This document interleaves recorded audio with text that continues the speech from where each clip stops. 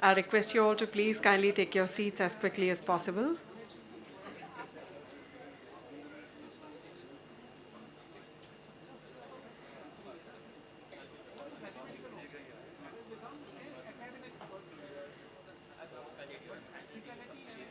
Before we start, once again, a gentle reminder to please do remember to either switch off your cell phones or put them on silent mode.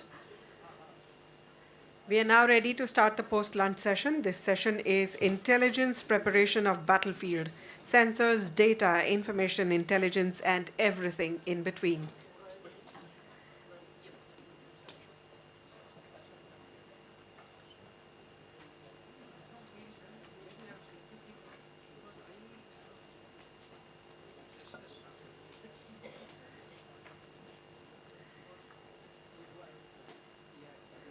This session is being chaired and moderated by Lieutenant General PGS Pannu, PVSM, AVSM, VSM retired, former Deputy Chief, Indian Integrated Defence Staff, Operations and Chair of the Defence Space Committee at SIA-INDIA.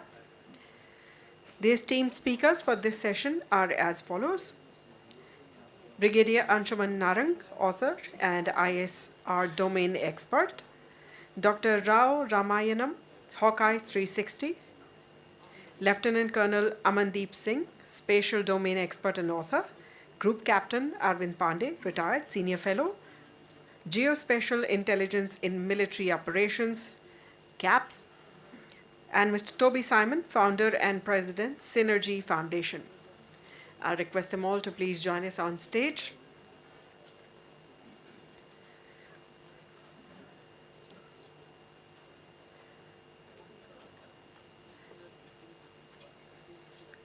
We warmly welcome the esteemed chair, Lieutenant General PGS Pannu, followed by all the esteemed panelists.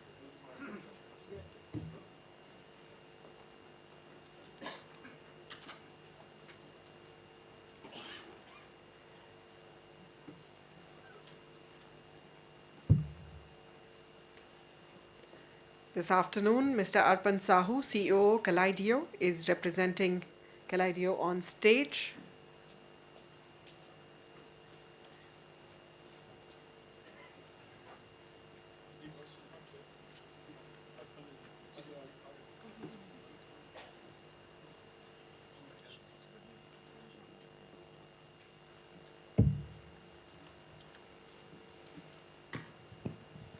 Good afternoon, ladies and gentlemen. ISR is something which is very dear to all of us because we as curious minds always want to know. And whatever knowledge we get or whatever information we get is always inadequate. And we want to know more and more and more. And once we have largely understood the kind of information that we need, at some point, we have to take a decision. So largely, there's a discussion happening these days in the boardrooms or in the war rooms is how much information is sufficient to take a decision. So somebody will say, first I take a decision, I make it right, because some people have a personality that let me first decide, and then once I have taken a decision, I will make sure that I make it right. It means I have enough capacity to handle mistakes, and I can do hit and trial while we've hit the ground running. But largely, warfare is a subject where you want to actually go into precision fighting and where the economy of the nation cannot afford speculative fighting. So precision battles, the technology which is hugely expensive, competitive, in a contested environment is also very confusing. So therefore, when we talk about ISR, we need to fully understand that ISR is a capability that we need to build to take a decision, and how much is that capability which is adequate. So therefore, on this panel, as has already been spoken, that we have got experts who are on ISR. We also have service providers and representatives from the industry, and also we have from think tank Toby. who at the end of it will talk about even the future of ISR. We are going to have a very interesting debate, but largely I would want to know that how much time should I save for question answers, and if you can show the inquisitiveness of this session, if you can raise hands, how many of you would like to ask questions? I will try to save that much of time. So I have 1 question, 2 questions, 3 questions, 4 questions, 5. Okay, so I will reserve about 6 questions worth of time. And that is, I think, that is what we need to save as a panel.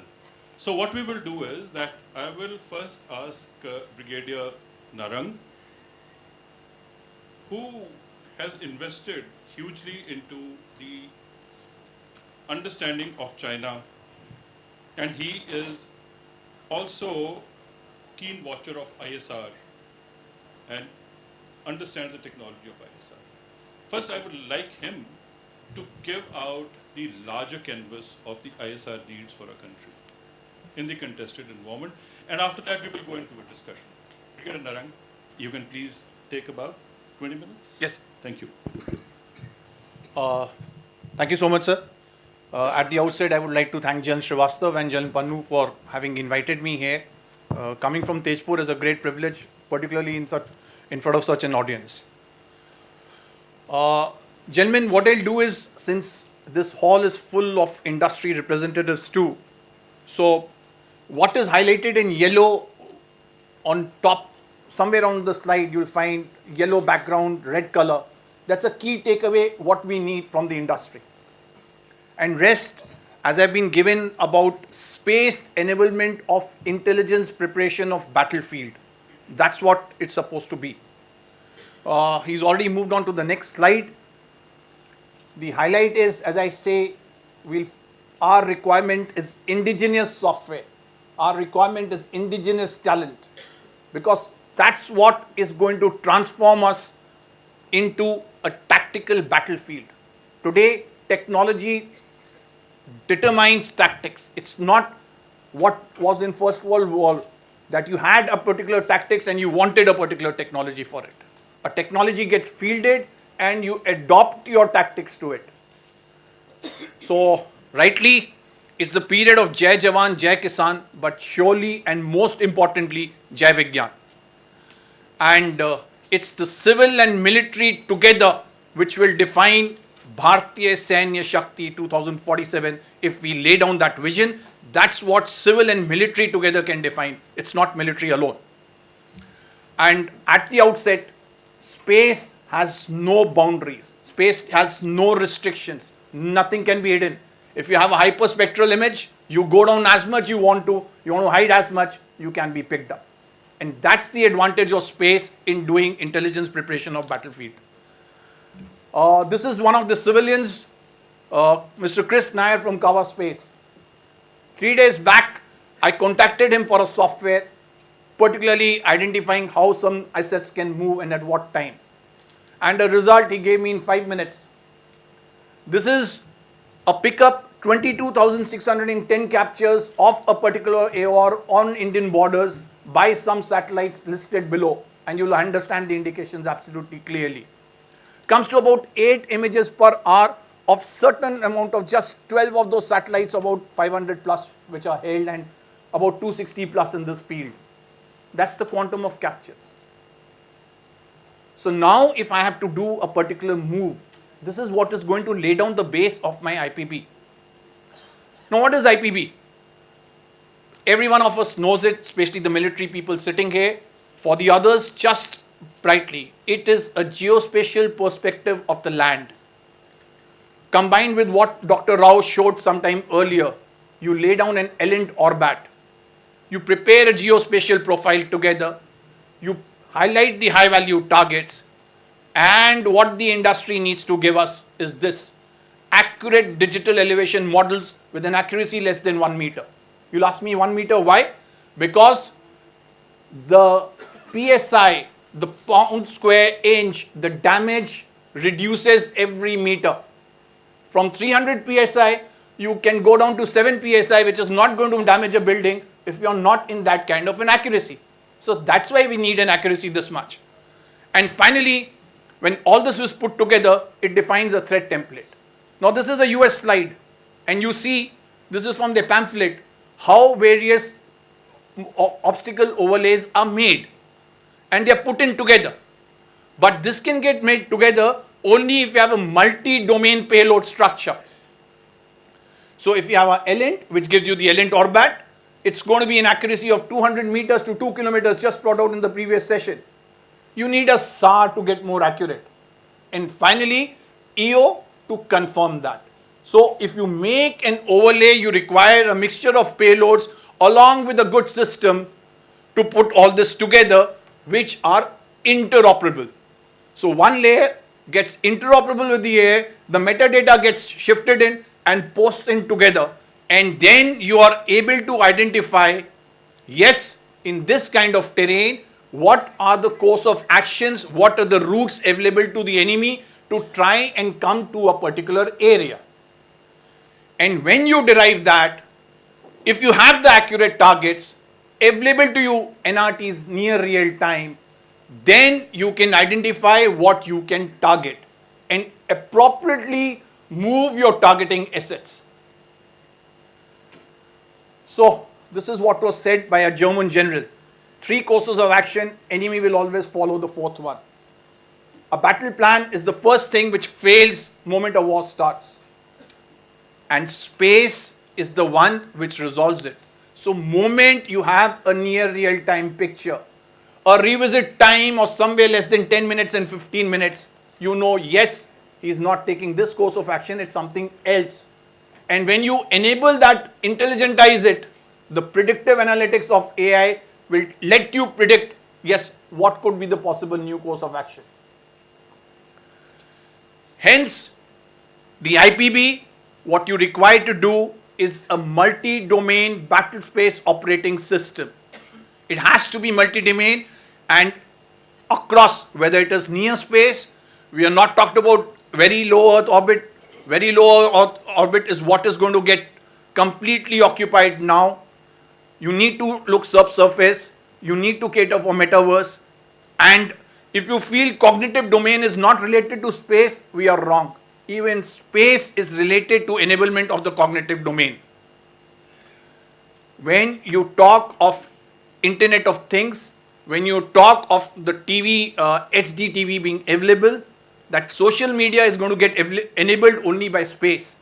So if you want a particular portion of the land to get your cognitive narrative, IW narrative, the space is going to help you in that. And within that, what the industry needs to provide all together, it's the user operator together, it has to be a persistent state. It has to be an archive calibrated data. What I mean by archive calibrated data, Dr. Rao during the Hawkeye presentation gave an example. What is the protocol of the frequencies of the adversary? If you have calibrated it well, you know which kind of a sensor it is. A blockchain repository. Someone sitting in the civil, someone sitting in the government has a right, adds to the repository of data, and you put things together. Predictive analysis and others I've already talked about. So in next 10-15 minutes plus, I'll cover these 3 important aspects. And again highlighted in yellow is what our northern member feels, that the strong man of military space is the one which is going to win the battle. Space will enable us IPB to be on facts and not just speculations. If it has to be a joint IPB, it has to be all the services, all the paramilitary forces conducting together with all the assets being persistent together. I've highlighted the accuracy aspect, but synchronization and convergent mapping.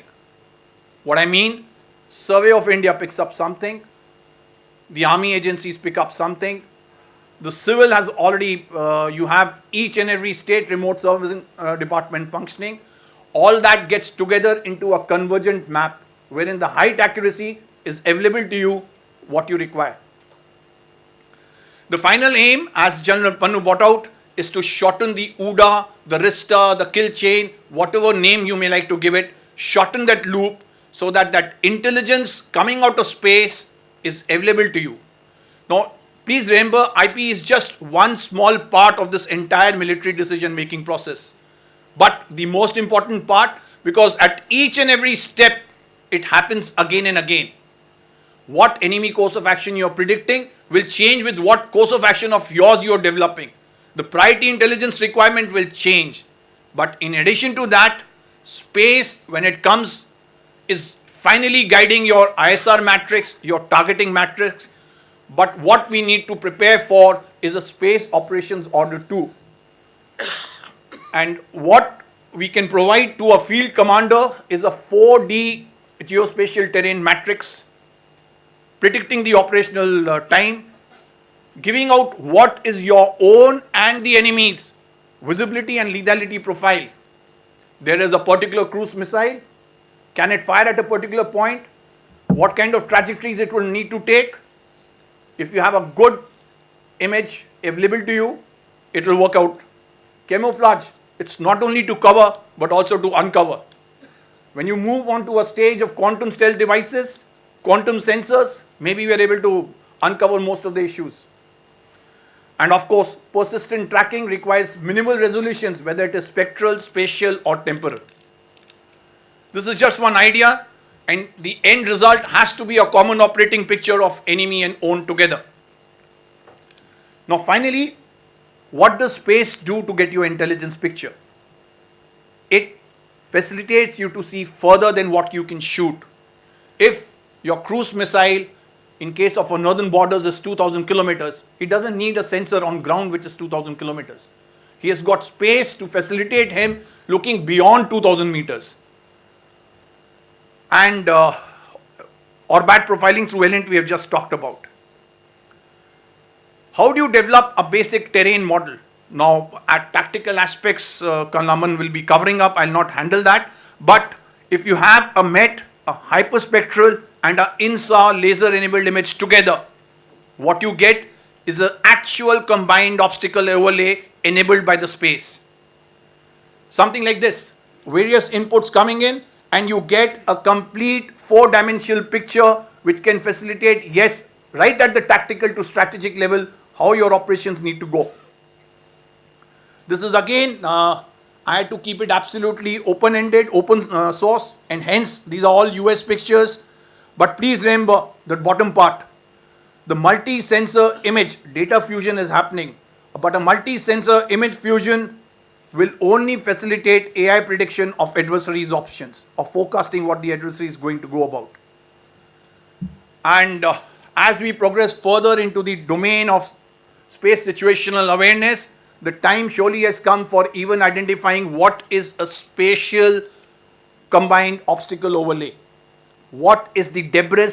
What are the inactive satellites in air? Those all need to be put. What are the vacant orbital slots? What needs to be occupied? For how much time it is vacant? These are all which need to form part of the strategic IPB. Having discussed the basics of IPB, I now come down to what are the essentials. And repeatedly I'll highlight persistent, secure and robust. Coming down further to it, all of us are aware what an ISR cycle is. But everything in ISR, today requires speed. I'll amplify it with an example. There was a Ukrainian HIMARS which was operating on one of the villages. It fired. It took 3 minutes to move from its current firing position to the next hide, which was inside a mall. Now, within those 3 minutes,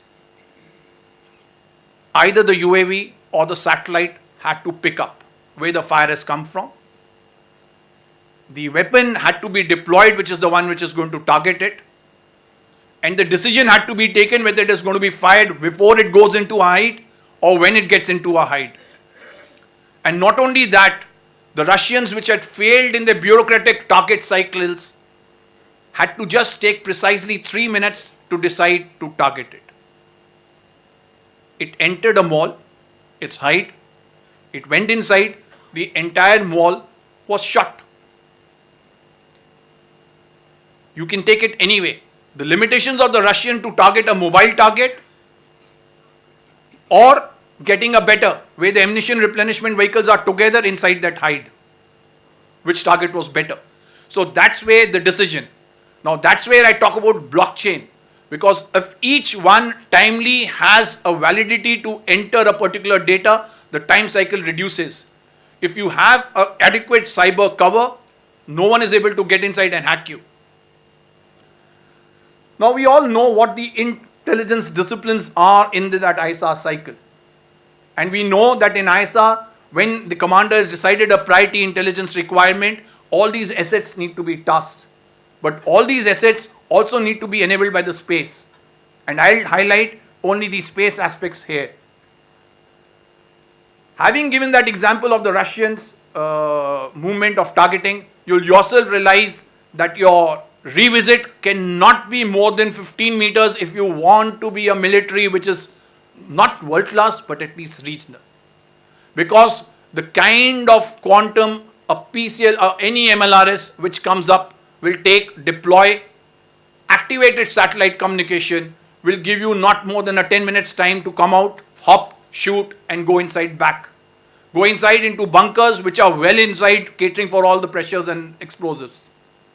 So that's the time slot which is available to you, and that's the speed which you need to catch. Example has already been given by Hawkeye expert Dr. Rao here, so I'll not dwell on it further. But yes, these are all indigenous solutions which are available based on a radar which you can pick up.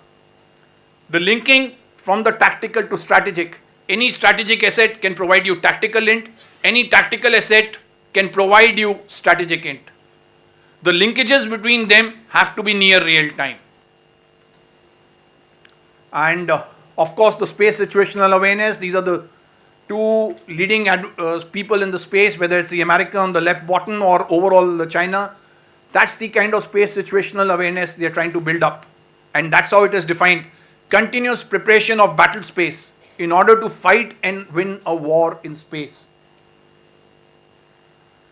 Now, having collected the intelligence needs to be collated. Now, for that collation, it needs to be collected. And for that collection to be able to picked up at any time of the day from any place, you require data relay within the space and the communication. So a satellite may be up somewhere, it needs to be able to pass a data down immediately. It doesn't have to wait for a particular downlink timing. You require data relay.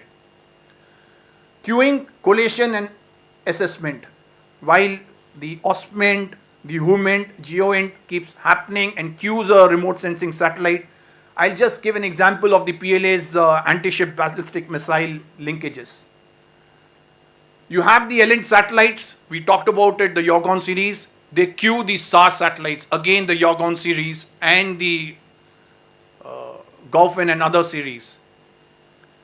They then pick up and queue the EO sensor which gives you the accurate image. And while all this doesn't meet the revisit timelines, the exact movement of the ships which are happening, you have UAVs which come in the air to fill in the slots and ensure that precise tracking of a particular asset takes place. And that's how you know, yes, he's not taking this course of action, it's something else. And when you enable that, intelligentize it, the predictive analytics of AI will let you predict, yes, what could be the possible new course of action. Hence, the IPB, what you require to do is a multi-domain battle space operating system. It has to be multi-domain and across, whether it is near space, we are not talked about very low Earth orbit. Very low Earth orbit is what is going to get completely occupied now. You need to look subsurface, you need to cater for metaverse, and if you feel cognitive domain is not related to space, we are wrong. Even space is related to enablement of the cognitive domain. When you talk of Internet of Things, when you talk of the TV, HD TV being available, that social media is going to get enabled only by space.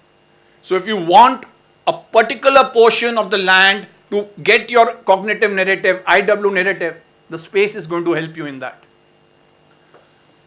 And within that, what the industry needs to provide, or together, it's the user operator together, it has to be a persistent stay. It has to be an archive calibrated data. What I mean by calibrated data, Dr. Rao during the Hawkeye presentation gave an example. What is the protocol of the frequencies of the adversary? If you've calibrated it well, you know which kind of a sensor it is. A blockchain repository. Someone sitting in the civil, someone sitting in the government has a right, adds to the repository of data, and you put things together. Predictive analysis and others I've already talked about. So in next 10-15 minutes plus, I'll cover these three important aspects. And again highlighted in yellow is what our northern member feels, that the strong man of military space is the one which is going to win the battle. Space will enable us, IPB, to be on facts and not just speculations.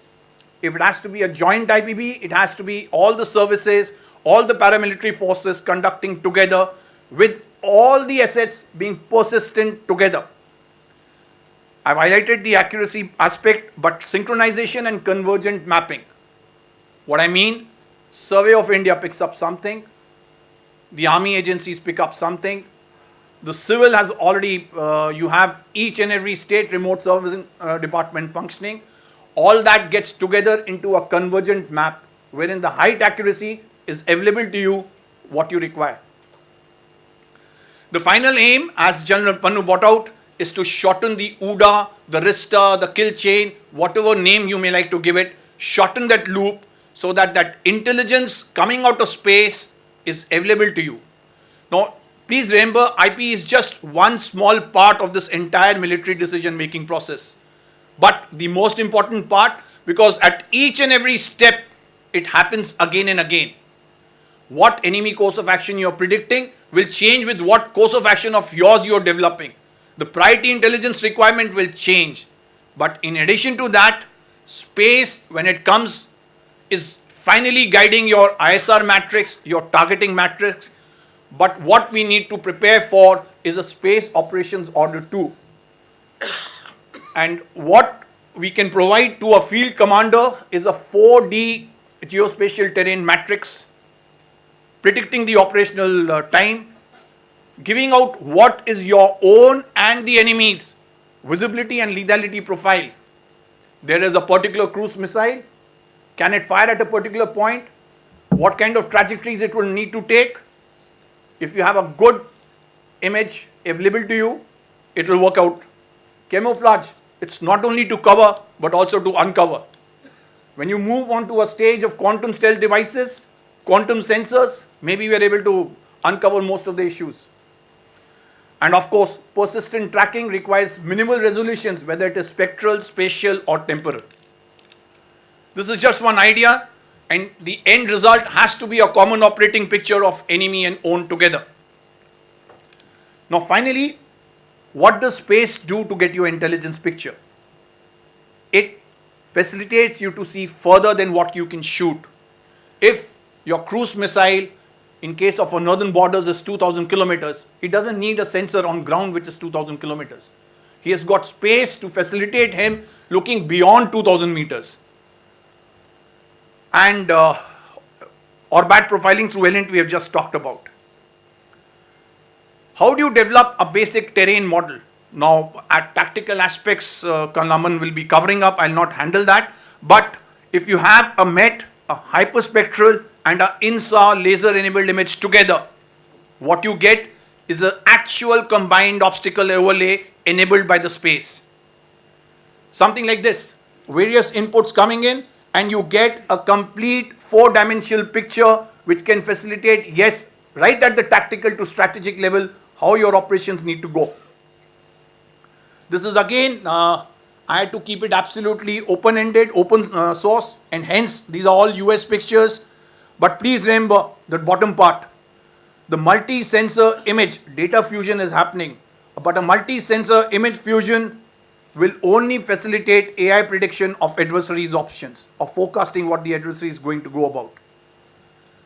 And as we progress further into the domain of space situational awareness, the time surely has come for even identifying what is a spatial combined obstacle overlay. What is the debris? What are the inactive satellites in air? Those all need to be put. What are the vacant orbital slots? what needs to be occupied, for how much time it is vacant. These are all which need to form part of the strategic IPB. Having discussed the basics of IPB, I now come down to what are the essentials. And repeatedly, I'll highlight persistent, secure, and robust. Coming down further to it, all of us are aware what an ISA cycle is. But everything in ISA, today requires speed. I'll amplify it with an example. There was a Ukrainian HIMARS which was operating on one of the villages. It fired. It took 3 minutes to move from its current firing position to the next hide, which was inside a mall. Now, within those 3 minutes, either the UAV or the satellite had to pick up where the fire has come from. The weapon had to be deployed, which is the one which is going to target it.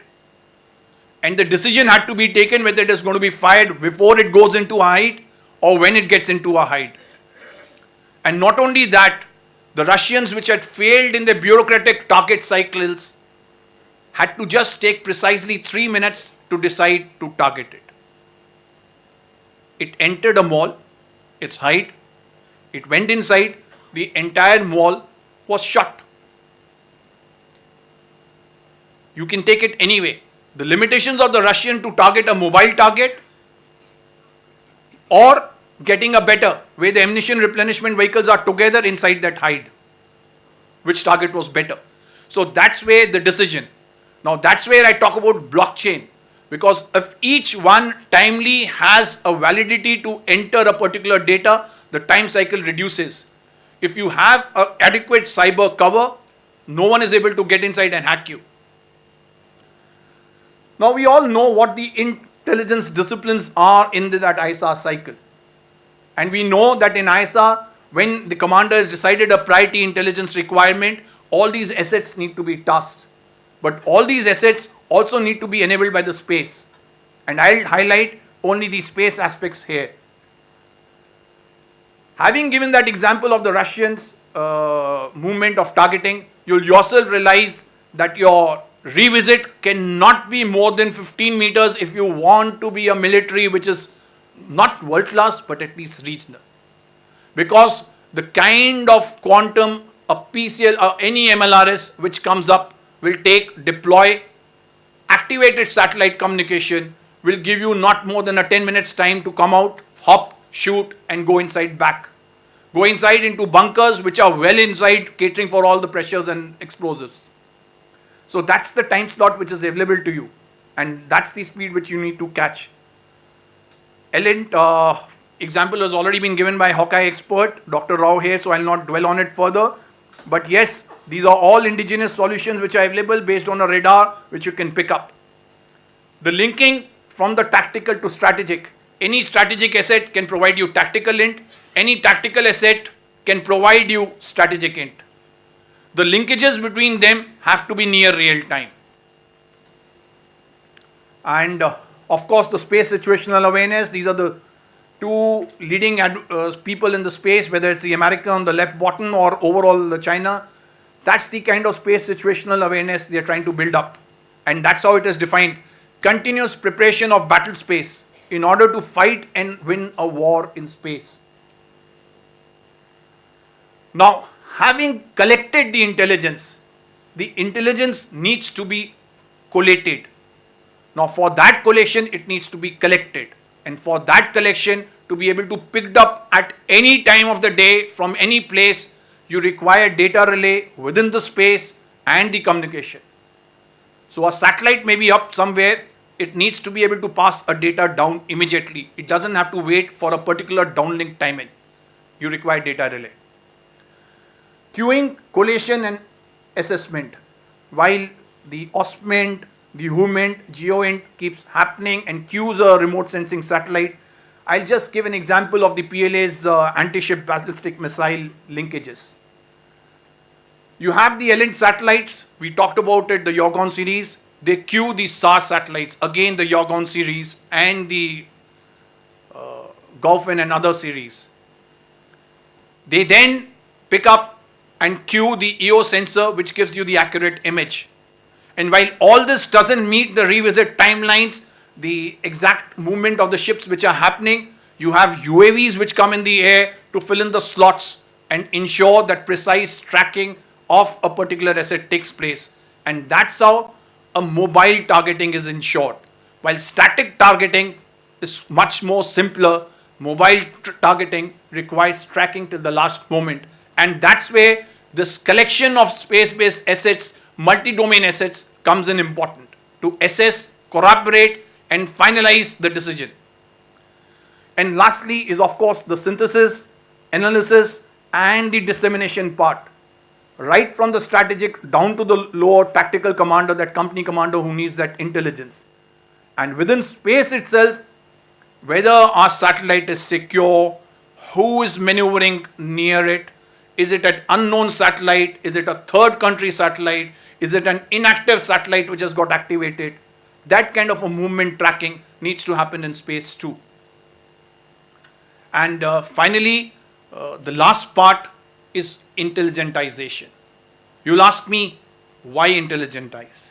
Because you have to discard the spoofs, the fakes, and finally, we are swimming in sensors, whatever amount may be. The data is phenomenal, but the bandwidths are limited. The interests are converging. Everyone here sitting together has the same interest, but the efforts are compartmentalized, are divergent. The shortage of skilled manpower exists, and we are all aware. But if we can put it all together in one framework, reduce that kill chain cycle, and ensure the bureaucracy is not there in it, we will achieve the desired aim. The three pillars of any AI system is data, computing power, and algorithms. The data has to match all this, which is the current warfare, whether it is coming from 5G, 6G, quantum, metaverse, whatever, but it has to function at hyperspeed. Hence, data requires policy, interoperability, a good quality of archival and storage, and operational and training, because that data needs to be stored. Within that, the users, the operators, and the developers all are sitting here together. And these are the key issues which we need to do. Rather than that archival storage happening lower, you're shortening the time, it can happen on board. The validity, scaled accessibility, the blockchain, the IFF, everything can happen together on board. It's how we reduce that time. And if you have to remember data power, all this of the data, a 4D display, the resolution, the validity versus fake, agile weapon target matching. It is all about economic cost targeting. Whether you have a 45 crores missile firing or you have a 25 lakhs rocket firing at the same target, which is better suitable, space is the most apt sensor to pick that up for you and to decide that for you. The algorithms, this is where the Indian talent comes into play, which is phenomenal. Designing the best of the algorithms. How does a swarm of UAVs, a swarm of drones, or now as we talk about a swarm of satellites fights in this space against another swarm of satellites? Is the algorithms. The one who has the better algorithms is the one who's going to win. And if we have our algorithms which are predicting better, which are stronger, which are combat resilient, which are ensuring persistent ISR as well as denial of own information, you'll be better off. The product, it has to be intelligentized and a multi-domain battle space operating system, whole set of things which are there, whether it is scalable, accuracy, moving target, electronic warfare, on-orbit services. The idea is to provide targeting solutions, and the targeting solutions have to be the best in terms at what time you target, what's the most suitable time to target, what is the best weapon to target. This all enabled by a spatial perspective is going to enable us to get the best targeting solution. A few set of recommendations. Any country today functions on talent. We have the largest talent resource available to us today officially. If we can optimize it, undoubtedly we'll be the best. Finally, a lot of things needs to be reduced, whether it's the time, size, most importantly, cost, weight, power, bureaucracy, and the risk to our own satellites. Prioritization, it has to be plug-and-play fidelity. You can't remain in compartments. You have to come together. You have to optimize the civil, and it has to be plug-and-play. And whether it is launch on demand, activate on demand, all the assets need to be convergent. Gentlemen, right in front of you, we all have to accept that the space revolution is here. 2022 is changed the way the orbital slots were available. Starlink has just taken them all. Chinese, which were looking at 13,000 slots for its own communications, are finding problematic. So you have to look what are the vacant slots available. And of course, if one country which can break this bend or bend it further is India. We are the ones which can make it cheapest possible. And if we can make it, we are going to break the rules. Summarized vision basics, Jan Pannu during the break had just asked. I've just listed, it's all open for discussion, and everything listed here, why 2029, why 2034, why 2047, has a reason. But please remember the last line. For some time the government may lead the R&D. At some time, civil industry needs to come up and lead the R&D.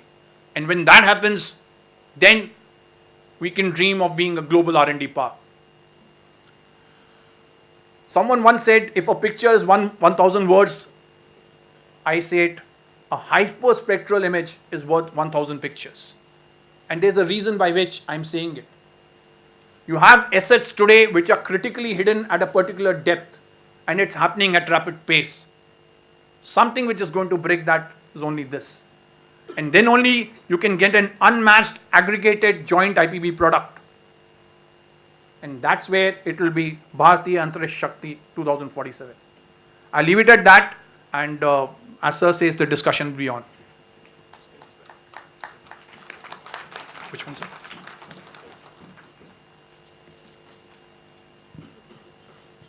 Thank you very much. Thank you very much, Brigadier Narang. You actually set the tone for a larger discussion on the ISR. Conscious of the fact that this is an industrial meet and we are talking about the space domain, and we need to actually guide the industry as to what they should do. I don't know what happened.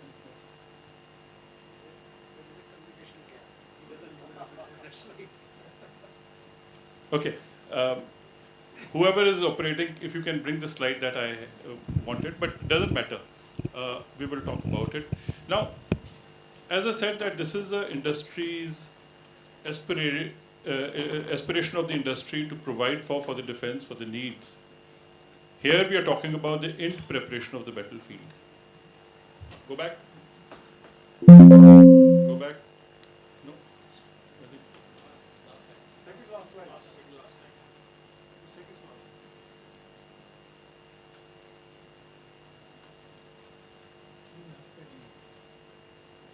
He's doing a full scan. Thanks. One more. That's it. Thank you. Now, if you really look at this slide and keep it at the back of your mind, but when again I say that the industry is aspirational, there is a timeline given there, and initially he says that this is what will happen initially as far as the technology is concerned, and the timeline, this is how we are going to grow, and ultimately, whatever the timeline is given, at the moment I'm not going on the top band, that aspiration for our country is to become a global power. But then before that, we have to become capable of having civil industry enable India to become a global power. So that is where we are at the moment. So we will have a discussion around this. When you talk about defense needs, in particular in this session, we are talking about the intelligence preparation of battlefield. When the battle is going to happen, obviously, we have to make certain predictions. The first point is that when the adversary starts building a capability to a point that it is threatening to us, is the first indication that the war is imminent, but at some point it can happen, but may not happen at all. But what a country constantly looks at is the intention of the adversary. The capacity will continue to get built, like infrastructure, roads, the storage dumps, the underground tunnels, the facilities coming up. It means the adversary is building something, and the into preparation of battlefield will allow you to now look at how we should prepare for a future contest if it happens. But we do not know whether it will happen or not, but closer to the time of when it is going to happen, we would know that our space capability of intelligence gathering should be able to give us what are the likely intentions of what the enemy is going to do, which is detrimental to our interest. And second thing is, when is it likely to happen? That becomes a question. I'm going to now look at my panel, and later on, of course, I will open the discussion to the audience. I have a little less than an hour from now. I'll stop at 4 o'clock. I'll go to Group Captain Arvind. You are in CAPS. You are looking at various attributes of geospatial requirements. Upstream, downstream is all that we are talking about. Now, I want to know, what do you think the industry should look at in building a capability that initially will allow us to have a general understanding of the capability that the adversary is building as far as the threat to our country is concerned. I'm not talking about, I'm not naming an adversary. Adversary can be anywhere. We do not know where the adversary is. It could be south, it could be east, it could be west, it could be north, it could be within. So therefore, ultimately, when we are looking at the tech intelligence, and here we are talking about space, so I would request Group Captain Arvind to look at how do you look at what capability we must build to be able to give us such warnings. Thank you, sir. Good afternoon, everyone. As is being spoken and covered by Brigadier Narang, that we have to have some kind of things up in space, something on ground. So technically what we call in this domain is the upstream, midstream and the downstream. So when we talk about upstream, it is basically sensors and payload on board the spacecraft.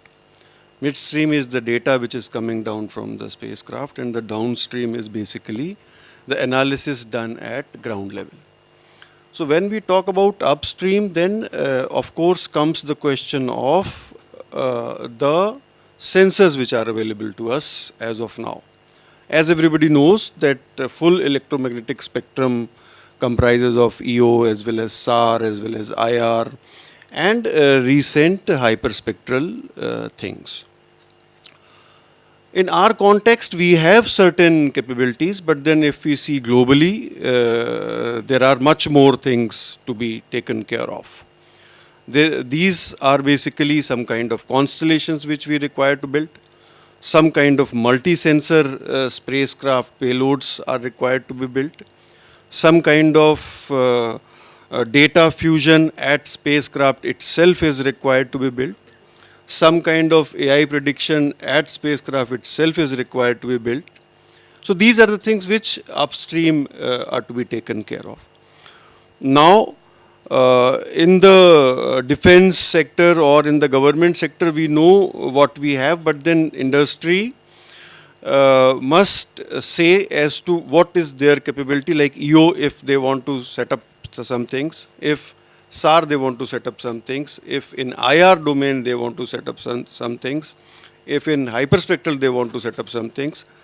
By the way, we had all those EO, SAR and hyperspectral players up above in the market, but then recently one IR player has also come into picture. So all these things are required at upstream. Now when we talk about the midstream thing, then it is the question of how this data is relayed onto the ground. So now it is a question of how do we communicate with the ground station, or we communicate with satellite to satellite communication, whether encryption is available, what sort of redundancy is available, what is the fallback which is available. So all those things will form part. When we talk about downstream, as Brigadier Narang put, some products he showed that all these look very nice on computer screen. but then they have to be built on ground. So if we say downstream, then the software is available on ground, the technology available on ground, the Indian players available on the ground, all these matters. As of now, all these downstream players are generally not from Indian context. They are generally from the other country. Basically, all this is led by US as of now, whether it is upstream or midstream or downstream.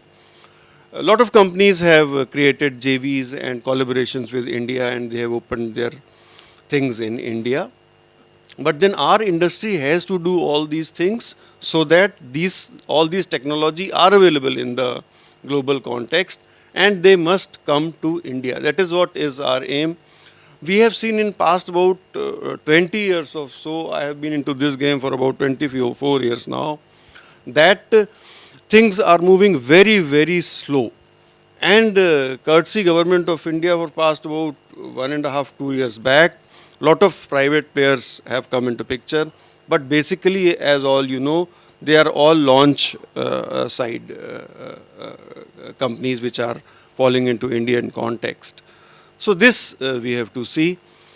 Secondly, when we say that because there are some people who will say there is a problem of security and all those things, but then I am sure all these private players are able to collaborate with Government of India, all security regulations, and I am sure all these things will be taken care of.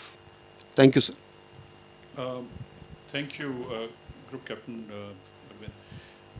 I have a little doubt that while you will be able to collect with the resources that you're talking about that we must have and we don't have, over a period of time, certainly you would know the capability of the adversary. But in the given of what you have spoken, there is a possibility when the intention of the adversary is to be discerned, there can be a complete denial of information. And then you find that we are in a situation that we do not know whether we should consider that as a warning or not consider that as warning. How do we decide that if the information which is being provided is believable, actionable, or has been denied, or has been selective? So, coming a little closer, I would ask Colonel Amandeep to tell me that in the tactical battle area, what is that you're going to look at? What kind of imagery is the imagery which is actually going to help take a decision on what the military should do? And again, whatever you're going to say, you are going to say from the perspective of what you want to ask the industry to provide for. Colonel Amandeep.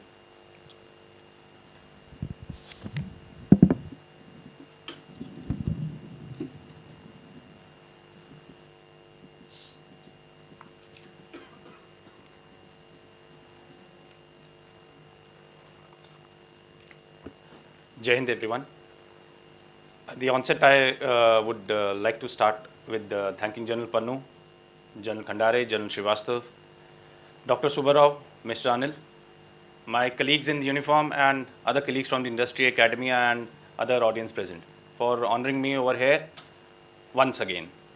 By once again, I would like to emphasize because this endeavor should be taken in a very serious note. I'll take just 30 seconds on this because when the India Space Congress 22 happened in New Delhi last year, it was just 6 months back, wherein we discussed, I was as one of the panelists over there, wherein we discussed the fundamental things and all.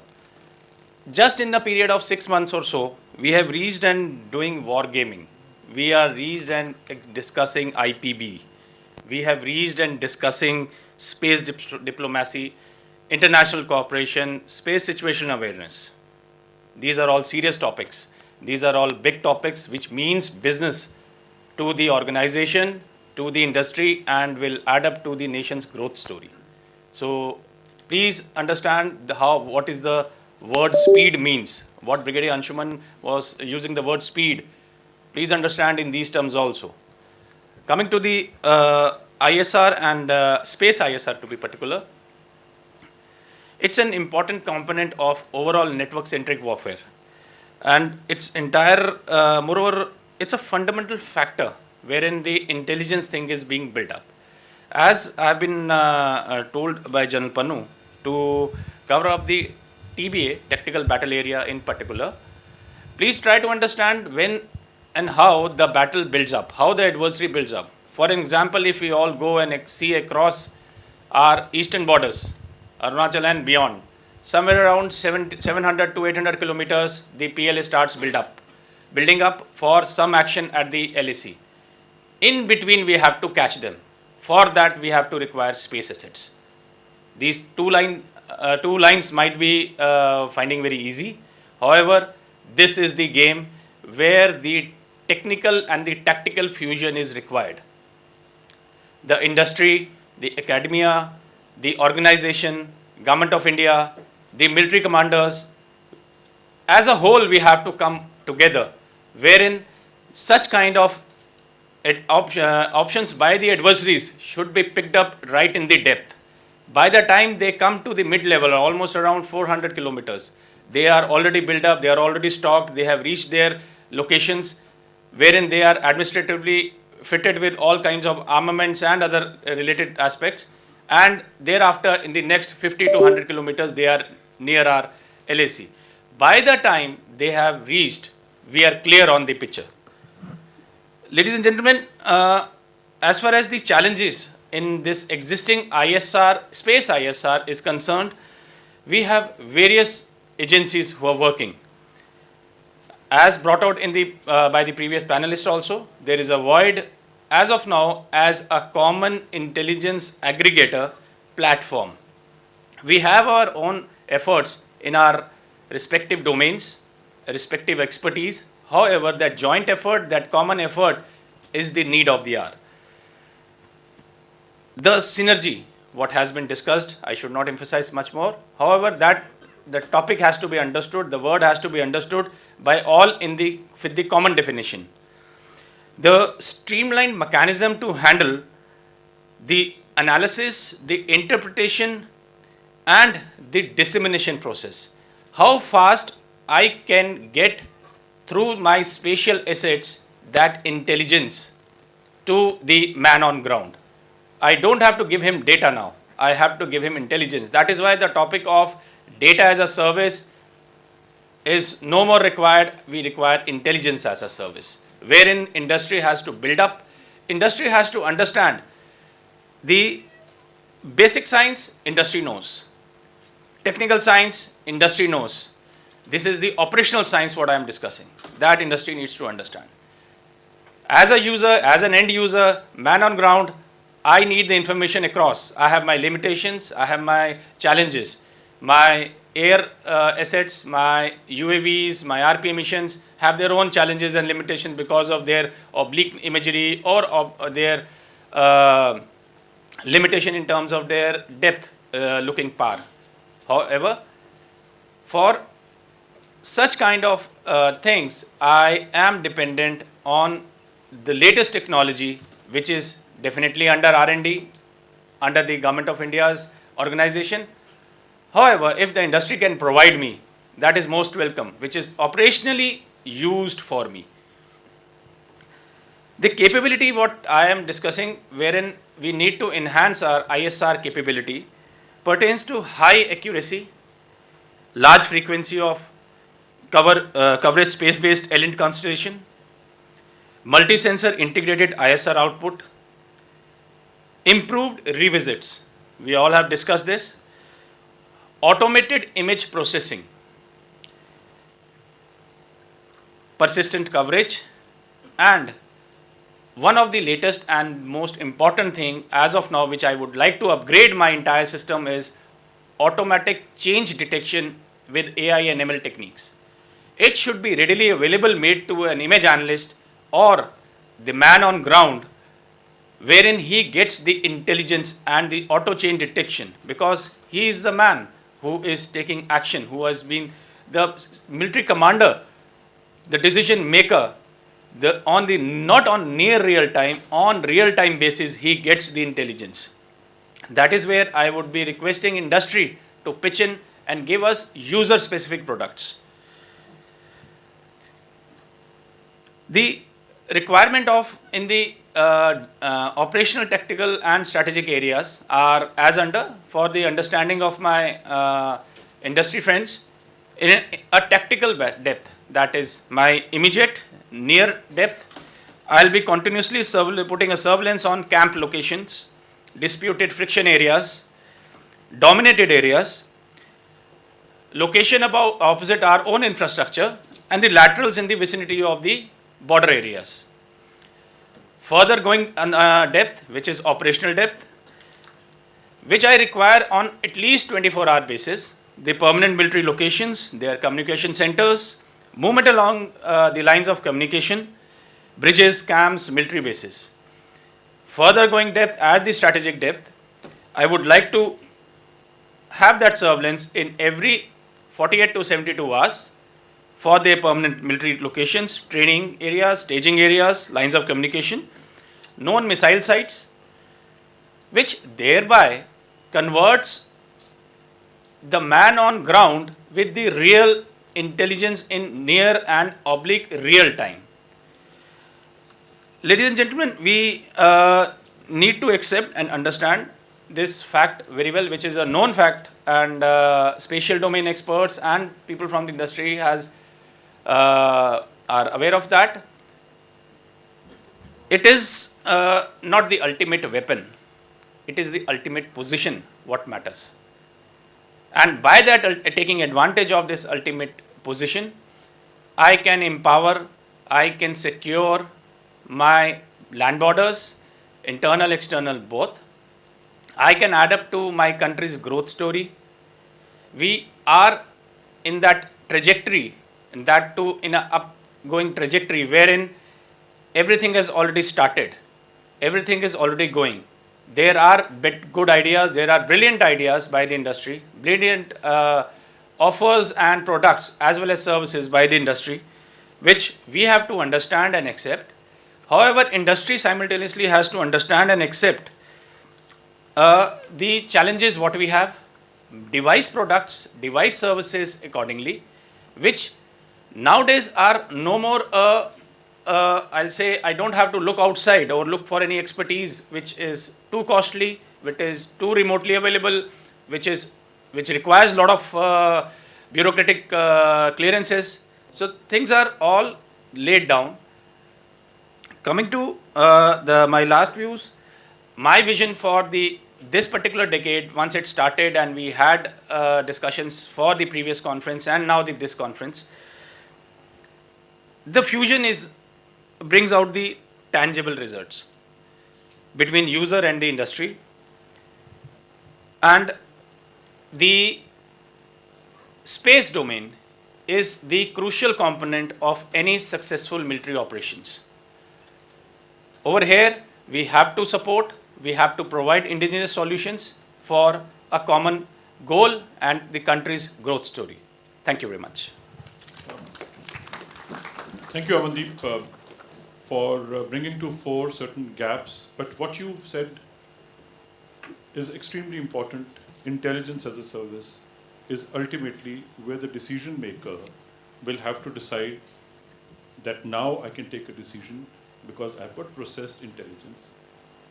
Before I go to Arpan from SATSHO, I will come to Dr. Rao.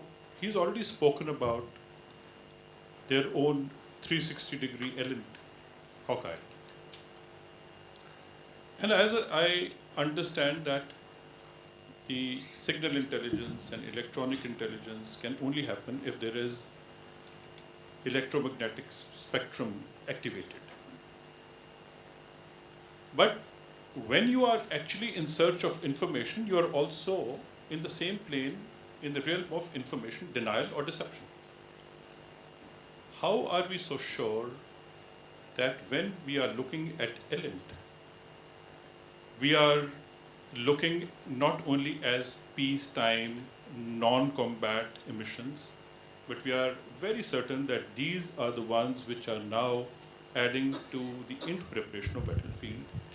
And this is coming as a processed intelligence as a service. And also, what you're providing is not deception, because after all, ELINT can also be a deception emission. So I want you to say, how would you, from your side, talk about intelligence as a service which can be trusted 100%? Dr. Rao. Well, 100% is a big question, but I will address the rest of it. Actually, we have been talking about all Earth observation and image intelligence lot, and I think me and few of you are concerned about the ELINT. Actually, I migrated from Earth observations to ELINT now.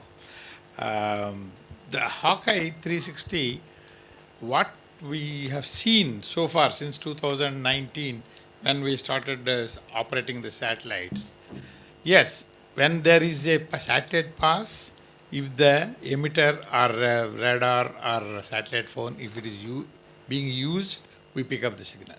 Suppose if it is shut off, no, we cannot pick up the signal. But will the adversary, that is the word I will use here since you have been using, will the adversaries will keep all their communications hidden? They need the communications. They have to use the communications. That's where the high revisit helps. There are lesser, suppose if I am able to see the same area every 10 minutes, let us say. So they have to use in a day after 24 hours, they will be using some part of the time, they will be using the signals, right? So higher the frequency of revisit, lesser the chances of our satellites picking up the signal. Okay, so that answers your first part of the question. One dummy, one live, another dummy, another Correct. live. So you are not going to evaluate each collection separately.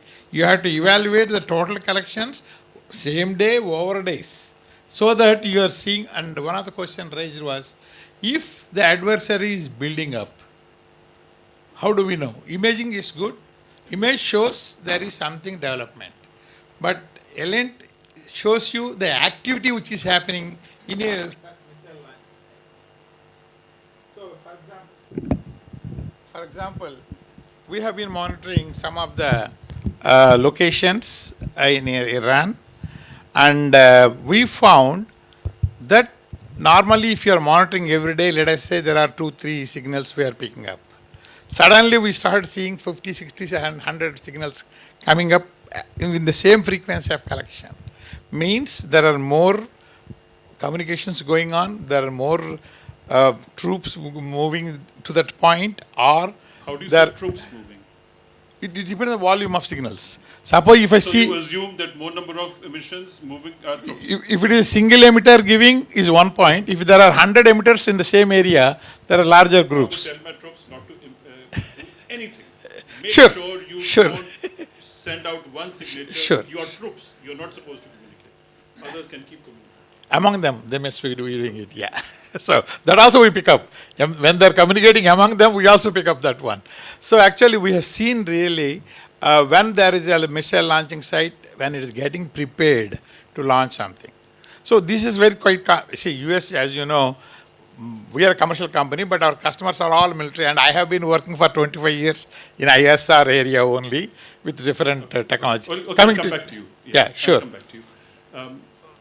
We are into this conversation. Sure, sure. Thank you. Arpan, set show. Intelligence as information.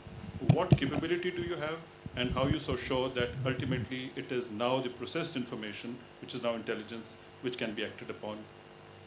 Okay, 100% or 99% you can tell me, but tell me, what do you provide for to reach this area where you can be trusted upon giving a capability? So to be honest, right now, aiming for anything above 90% takes an exponential jump in capabilities, because the first 80% is easy, 80 to 90% probably 5 times the effort, 90 to 100, again I'll break it down probably even more, 90 to 99 might take 10 times the effort, but 99 is probably a multiplier of 100 or 1,000 or more. And we have learned this the hard way by working with as regulated a sector as banking and finance. So as of today, we work with all the financial institutions, all the public sector banks in India, and we provide intelligence as a service to them. i.e. we give them the intelligence whether a loan to a farmer goes out with the highest accuracy possible or not. So when we are into that business where the finances can be controlled, or whether a farmer has an acceptance or a rejection from a loan manager, we are controlling someone's fate. So it is putting an onus on all of us, and we are trying to always strive for the best accuracy as possible. What we can rather do is we can always give an accuracy and a confidence. Yes, we may be 90 to 95% accurate, but my confidence can be, let's say, 3 sigma, 6 sigma, or what tolerance I can build around it. That is the stage where we are in. What it requires to move the needle further, and that's probably your question, is obviously the training data and ground truth. And most of the ISR community always struggles, or any EO analytic provider or a service provider like us always struggles, is understanding the context and what is the user persona that we are dealing with, because every case is just so much incrementally different than the previous one, and that differentiator is entirely dependent by ground data. Thank you. So, yeah, okay, I'll come back to you, and in any case, I'm going to open this debate to the House. Toby, I'm going to, before I come to you, I will ask another question, but I'm going to ask you a little later about Internet of Battle things and Internet of military things, because after all, from the ISR, you will gather certain things, the decision would be taken, and the decision will have to be acted upon. It can happen through human process, which is very long and not prone to making mistakes in analysis. And by the time you, through human process of decision making, it may be just too late or too little or completely wrong. You could be hitting at the wrong place with the wrong force, with the wrong quantum. But one general question I would want, if anybody from the audience can talk about, is there. Of course, something happened in Pulwama some time back. And then we took an action in Balakot. So some amount of information would have come. Why Balakot? Why not something else? And then, of course, once the decision was taken, that in the OODA loop, OO had been done, and now the decision was taken, Balakot. Then the action happened, and the decision and the acted upon by actually using the Indian Air Force to deliver the punishment onto the target. And then, of course, what happened after that. So, Air Marshal Bedi, I don't want you to really talk about Balakot as such, but that was only an example. Say, how typically do you think an Indian Air Force plan would be made on selecting a target? And I'm not talking about space, but you can use space for this. And how your weaponization program, which is also targeting, can be used only through the use of technology where the human being is not involved. So Toby will ultimately talk about the IOBT and IOMT. But just tell me one incident where you can correlate Balakot decision to actual conduct of the operation and the effect of it. Thank you, sir. Well, very complex. I mean, it's come suddenly. You see, as far as target preparation is concerned, it's an ongoing process. All kind of assets are continuously monitored. AI, etc., is a thing of the future. I don't think we have yet integrated it, a complete autonomous decision making on that. Everything is personally seen, and it's your appreciation of the potential targets. There are different nomenclatures for different target folders.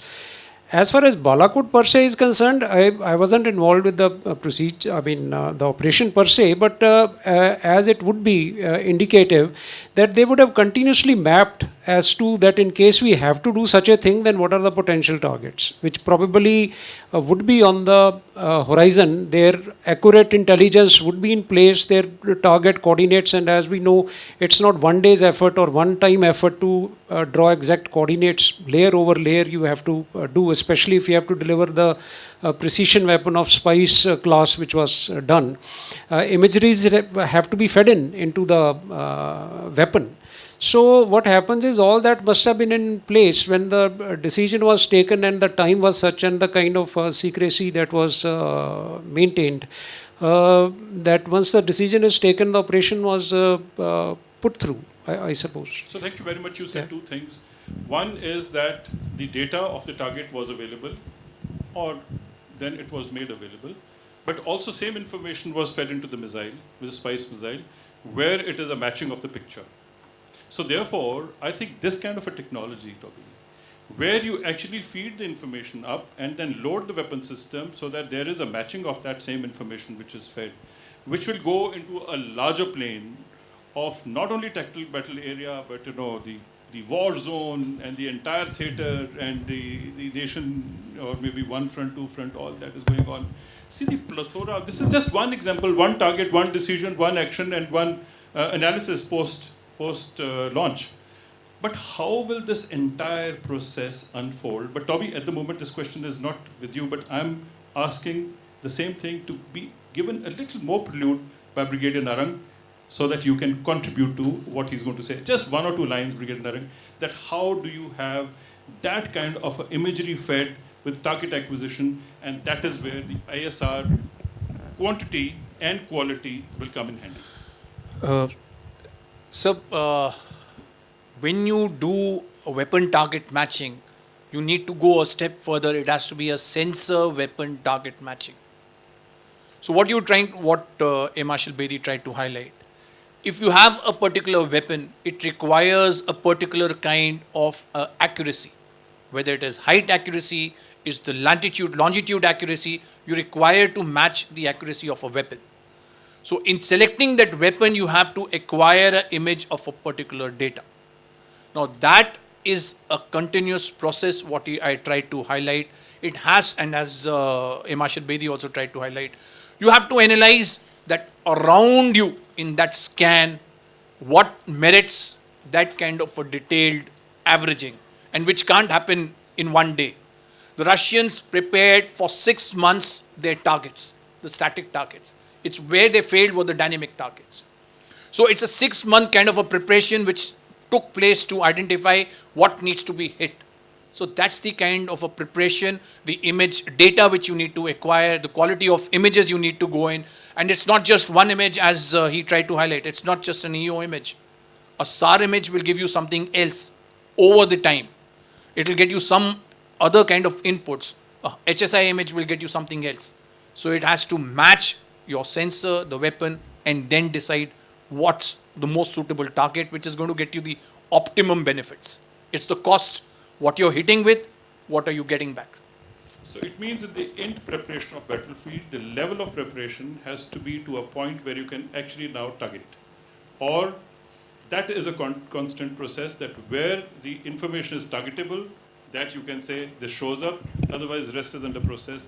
I suppose that is a process. Yeah, because I'm talking about tactical battle area, so I think it's close to you. Yeah, Amandeep. So if I may add, once such kind of national level targets are there, sir, then it's not only the spatial assets are put for those.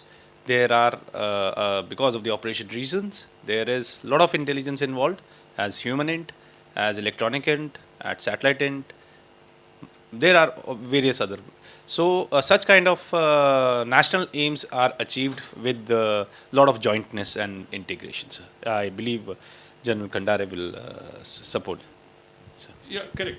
And you see, my question is, we are talking about in preparation of battlefield, but here we are also talking about space at the same time. Space is part of all these 5 domains put together. But really speaking, that how we constantly continue to empower, and that is why I wanted that slide to be on, but ultimately it is the government, the R&D, and ultimately it is the private industry which has to step in. So that is the kind of preparation that the industry will have to have in their mind, not only to contribute to one aspect, but many aspects. So therefore, it is not going to be that you go to say, exactly, by next year, what do I produce? It is going to be a big task of how to assess the future. I'm going to Toby, who's actually heading Synergia, the think tank, and he thinks of the future.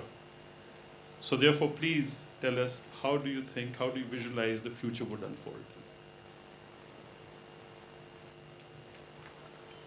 Good afternoon, everyone. I'm just being respectful, a little protection I have, so, but I'll keep to my time.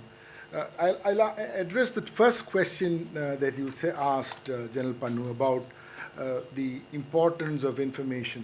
There is a book that is written by Tim Weiner a few years back called The Legacy of the Ashes. It is all about the coding error of one of the top intelligence agencies and their failures because of the fact that they failed to code correctly. It's also because of the predisposition of the people that when you are young, you were taught that black is bad or red is danger, but red can be prosperity in another country. So it's all biases that we keep in our mind. And if our parents have told us dark or black is bad, then anytime when we see data or information which is somewhere black, we automatically have this habit of converting it into something which is not a positive thing. Okay. So similarly, in what we talk about intelligence, for me, the other word coming from a civilian world is information. And we should be mindful that in the next 5 years, more than 95% of intel that anybody in this room would collect will be available to someone like me. I just need to know where to go and find it. And you got to build some friendships around, and you can access, which means a lot of people who could not touch intelligence will be able to touch. Now, the other part which we are talking about is the automation of whatever we are trying to do. Automation is a problem because you're going to depend heavily on AI. And the problem of AI is going to be, again, of erroneous data. The problem, same like what happened in the past, if erroneous data is fed because somebody has not read it well, then the whole calculation could be fatal. And in today's war, as we move forward, you know that nobody is going to take a chance. The first move is going to be the most violent move. And then if that happens, people think that it is going to be a violent move, and he tries to protect it by moving earlier, and that could be a mistake.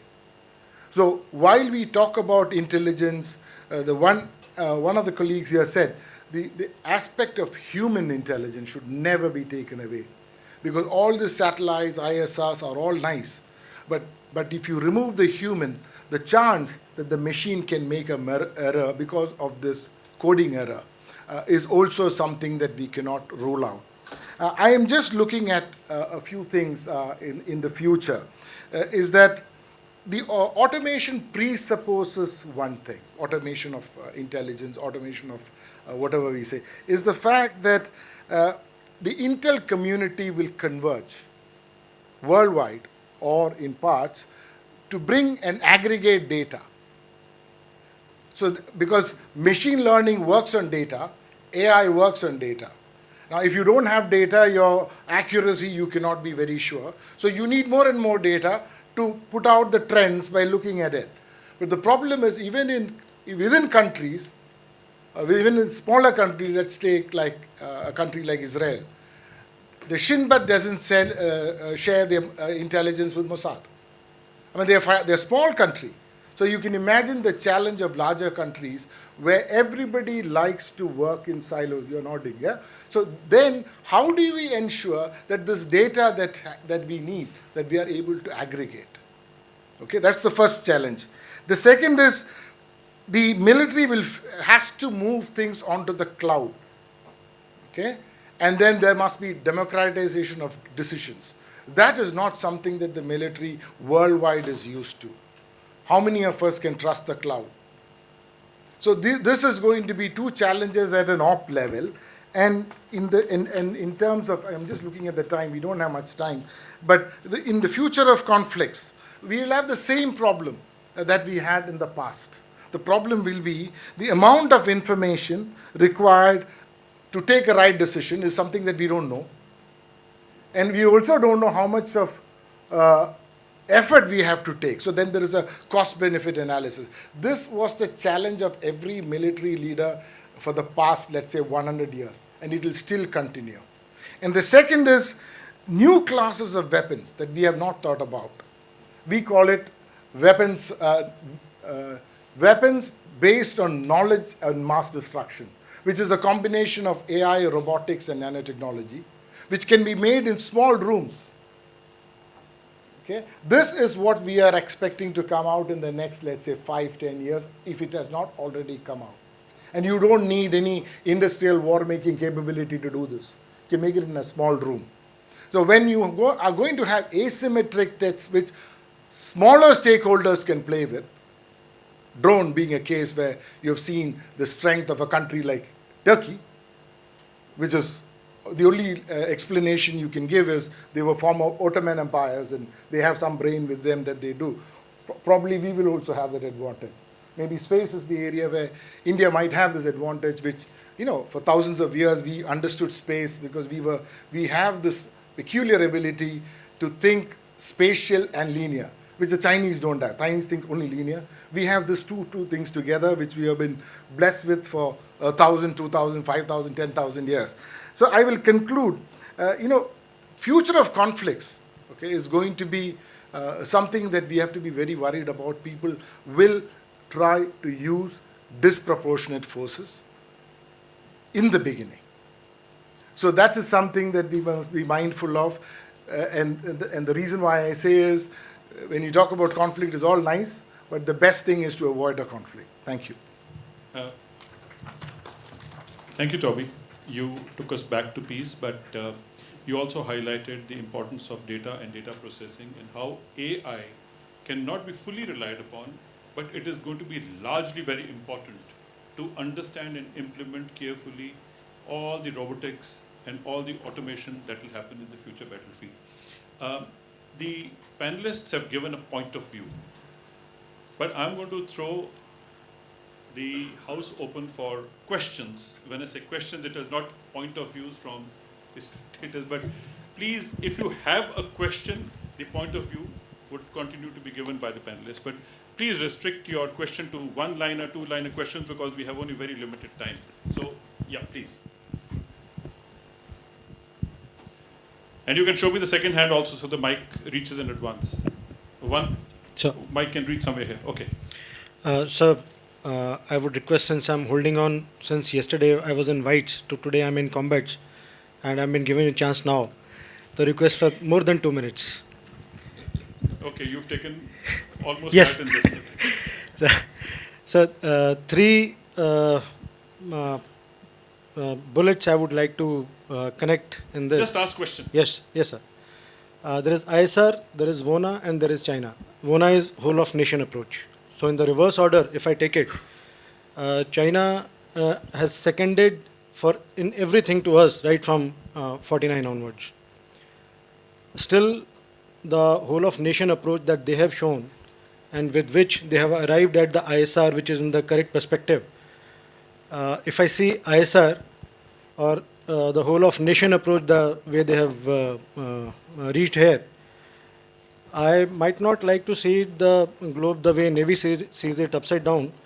I would like to put up a point across that ISR to see it in the reverse order. It is RSI is what we see here happening. It is recce, surveillance and intelligence. Yeah, correct. What is the question, please? Yes, sir. The question, I'll come to that, sir. I want to make certain points where connecting but that to... is what is the prelude I said. Yes, please sir. Give a point of view, give a question.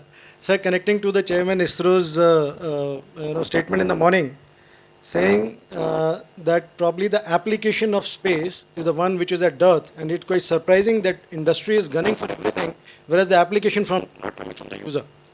So for ISR, which is not only the space-based, space is just an aggregator or an enabler to ISR. There is a whole lot of platforms available right from maritime, air, land, all aggregating, and finally it is the culminating there at space, sir.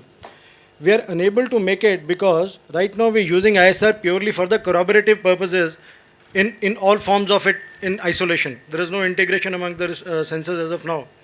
So I get an int either from OSINT or HUMINT that there is some presence of something which is of military interest, and then I task the space-based sensor to just find out what is there, just to corroborate whether the int is correct or not. That is probably not that we are looking at from the ISR, sir.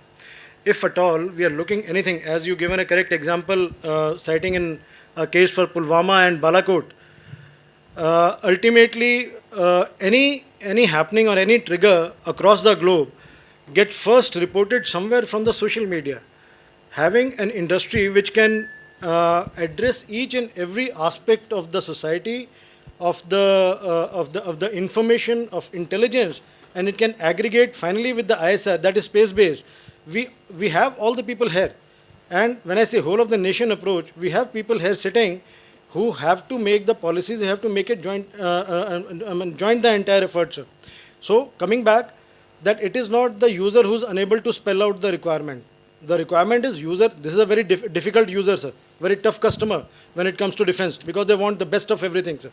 So when this is the kind of user, I believe for industry to come out with the solution, there is nothing, no dearth of it, because what they know till where they can reach, they have to go 2 steps ahead of that. To arrive at a synthesis or a network of entire information, to recce, to surveillance, and finally to arrive at an actionable end. I believe that is the solution that we're looking at. And in this, taking cues from the social media, converting it to some sort of inputs, obtaining various resources, various platforms, and then tasking the correct kind of sensors to arrive at an actionable end in time. That is what we are looking at from the industry, sir. So you have a question for any of the panelists? No. Sir, the question was that if all this is known and all this is very well understood, then probably there is somewhere some disconnect that we are unable to arrive at the solutions. I am very sorry to say your whole synthesis is wrong. Whatever you have said is maybe you are thinking of it, but then as a practitioner I will tell you that whatever your thinking is, it is incorrect. And whatever we are doing as of now in ISR domain it is perfectly all right. It is only a question of what are the assets, limited availability of assets, and maybe garnishing of all other assets together. That is the only thing required. And as it is seen now that Government of India has opened up the space, Indian Space Policy 2023 is in place, I think all this will be there. So my only request to you is please direct your thinking correctly. Thank you. Any other questions? So- Yeah, that lady there, please.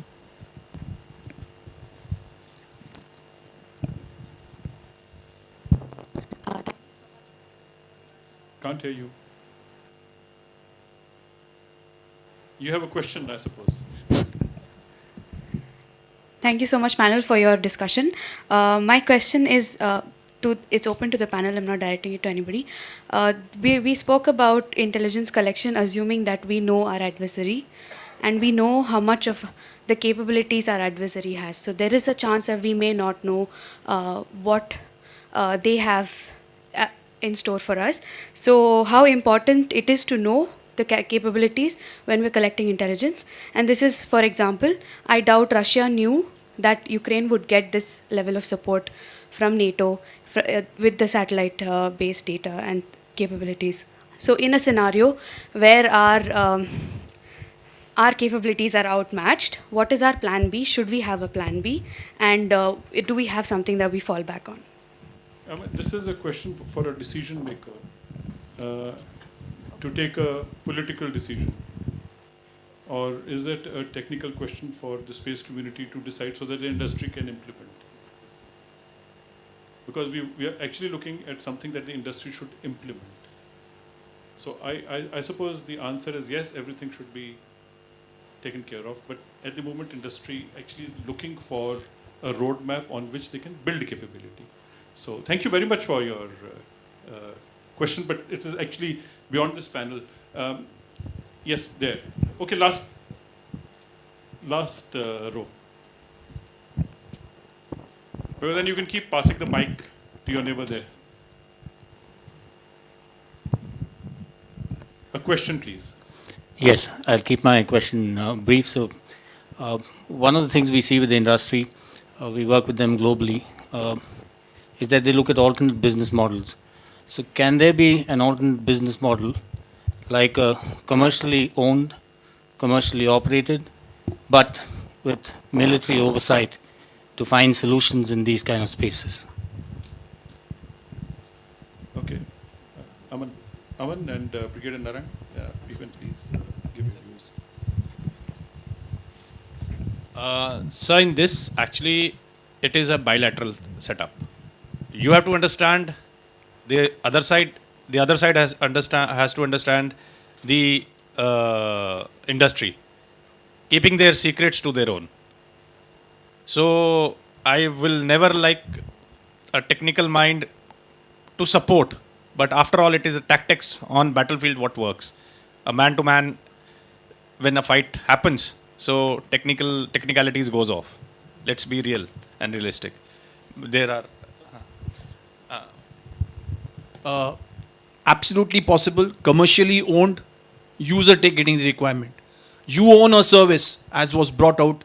You own, a software. You design the software. Who's looking what you have designed? The end solution, if it meets our requirement, the military will use it. So that's absolutely possible. And it's happening right now. I just gave you one example. We asked someone for a software, he designed it. We're going to be procuring it.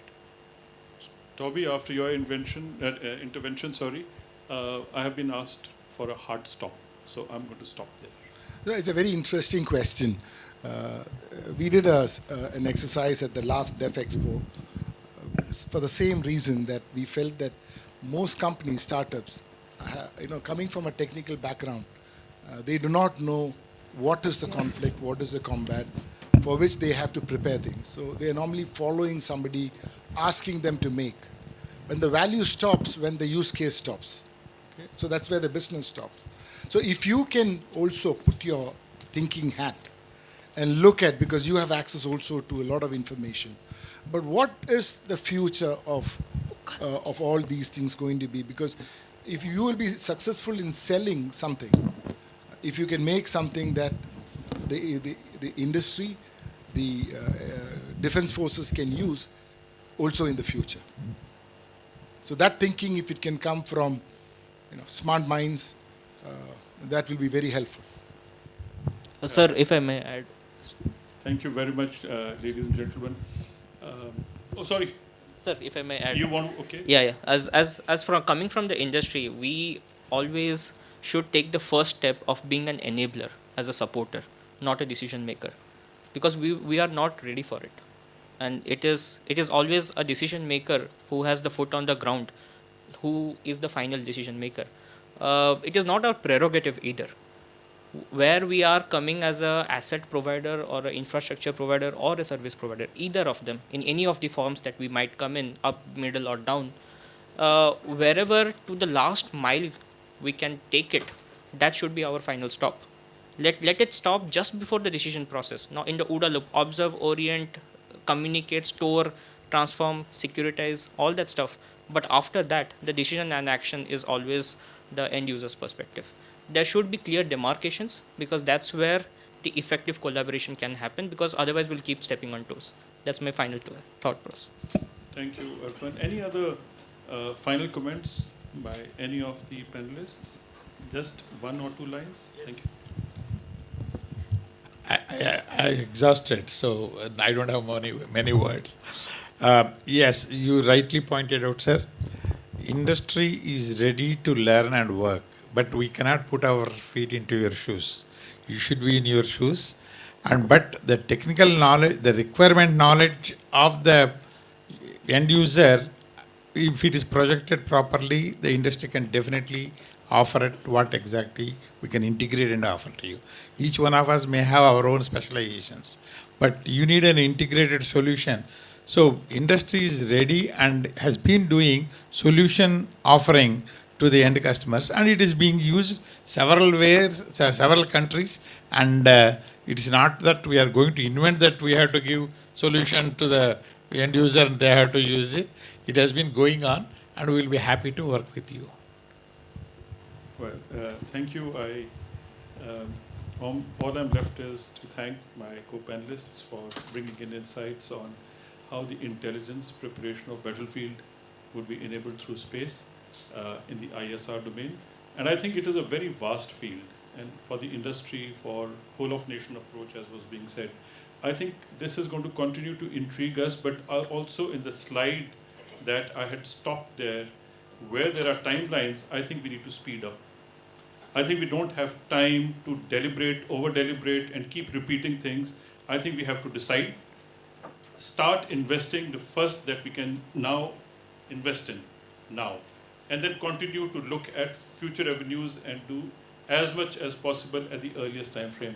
Thank you, ladies and gentlemen, for being very interactive here. It wasn't like a post-lunch session. It was, I think, the early morning session. I think that is the power of, I think, ISR. Thank you very much. Thank you, sir. We thank the esteemed chair and the esteemed panelists for being a part of this session, and the audience for making it very interactive.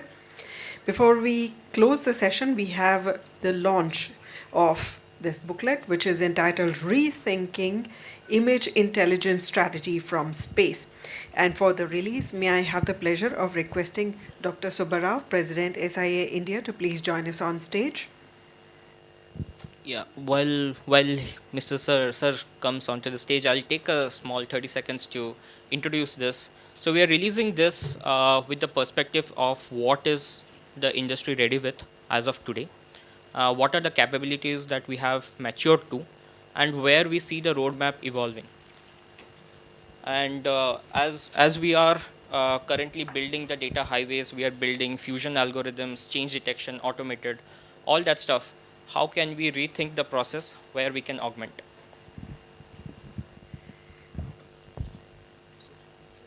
Thank you, Mr. Sahu.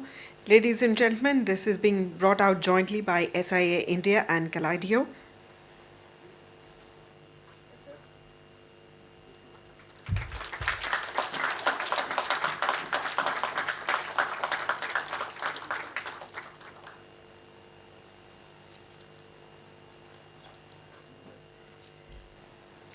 Thank you, Dr. Rao, for joining us on stage for the release of this booklet.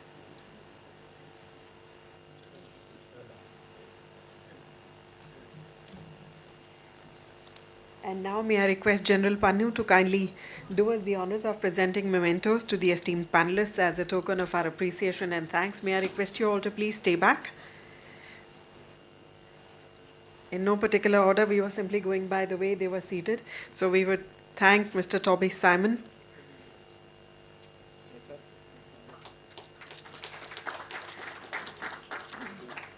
Our thanks to Dr. Rao Ramayanam.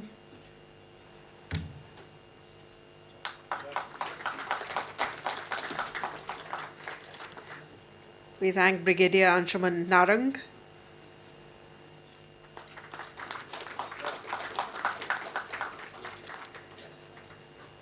Our thanks to Lieutenant Colonel Amandeep Singh.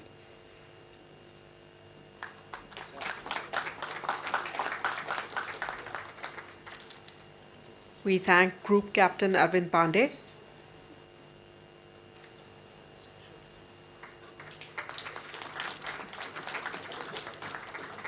And our thanks to Mr. Arpan Sahu.